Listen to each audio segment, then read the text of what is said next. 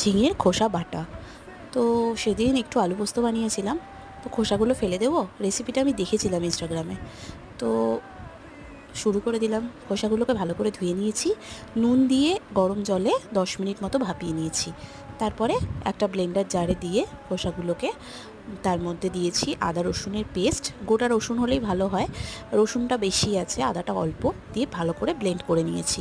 কড়াতে সর্ষের তেল দিয়ে তার মধ্যে শুকনো লঙ্কা কালো জিরে ফোড়ন দিয়ে তারপরে দিয়েছি পেঁয়াজ কুচি।